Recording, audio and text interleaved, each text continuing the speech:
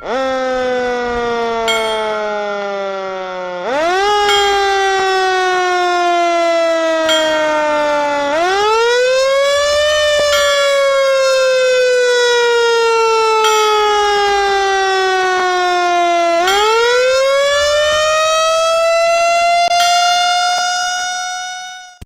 Protectives was formed on August 23, 1858, by an act of the Rochester City Council at the request of 51 of the young city's most prominent merchants and businessmen.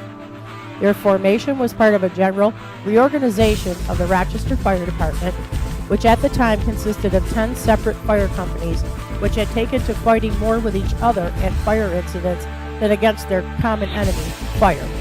There had been criticism of the department's efforts at the Minerva Block fire earlier that month, but several nights later, various fire companies directed almost all of their efforts and energy towards brawling with one another while the break-a-day house burned to the ground. The mayor, city council, and the leading citizens of Rochester had had enough of the oftentimes drunken brawling and the lack of coordinated leadership within the fire organization at fires and in general. They wished to better protect the property of the merchants and citizens, not just from fire and water, but also from the firemen themselves. There was stiff opposition from some of the more rogue fire companies. In fact, on at least one occasion, an officer of the law was directed to man a firehouse with his revolver in hand in order to effect the changes sought by City Council. City Council persevered. Council had been authorized to pay for and thereby control a property protection brigade as part of the fire department's reorganization. Thus was born the Protectives Property Protection and Salvage Company. The city provided their rapidly growing membership with covers, sacks, buckets, and tools, as well as a hand-draw cart with which to carry them. They were also supplied with suitable quarters in the form of a house located on Mill Street, below the Corinthian Hall, in what then was the entertainment district of the city, right next door to Rattlesnake Pete's Museum.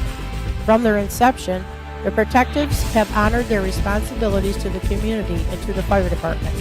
As the city and the department grew, so did the Protectives. The organization, needing more space for members and equipment, soon moved their headquarters down the street to Mill and Market Streets. However, by 1881, it was apparent that yet another move to even larger quarters would be in order. In addition, the Protectives wagon was still hand-drawn, and it was becoming increasingly obvious that an improvement in this area was needed in order to transport their equipment throughout the rapidly growing community. In May of 1882, the Protectives moved into a newly erected structure on North Fitzhugh Street. The new quarters have been custom-built and furnished with partial funding from the membership and the business community. However, the bulk of the construction expense was borne by the citizens of Rochester through appropriations from City Council. It gave the Protectives greater comfort and space for their brand new patrol wagon, which the city provided, complete with a team of horses and a pair of paid fire department drivers. After the Great Sibley Fire in February of 1904, with a fire loss at the time of $4 million, the city of Rochester recognized a glaring need to modernize and upgrade its firefighting capabilities, and became a front-runner in utilizing innovative equipment and methods thought to better control and prevent fires. Not to be left behind in the push for modernization, the Protectives in 1915 received their first motorized vehicle with drivers, again provided by the city. In the meantime, the Protectives' quarters had moved in 1906 to the new fire department headquarters on the corner of Central Avenue and Front Street, and again in 1937 when the fire department headquarters were relocated to an even larger complex of municipal buildings at North Street and University Avenue. The Protectives were given a more spacious and centralized location there. This remains the home of the Protectives today. The tradition of selfless dedication lives on in its volunteers who aid and assist the rank and file of our fire department.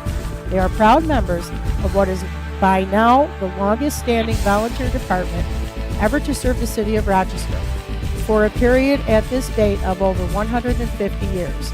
Millions of dollars of property and valuables have been safeguarded during this time at very little expense to the community.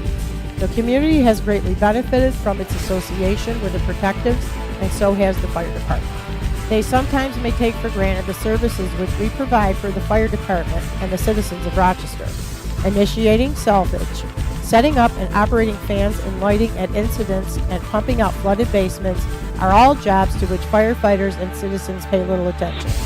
But they would be sorely missed if the protectives weren't there to perform them for the Rochester Fire Department and the community. Of course, this is no revelation to many of the rank and file of the Rochester Fire Department. However, because many Rochester firefighters originated from the rank and file of the protectives, and they still subscribe to the motto, "We strive to save."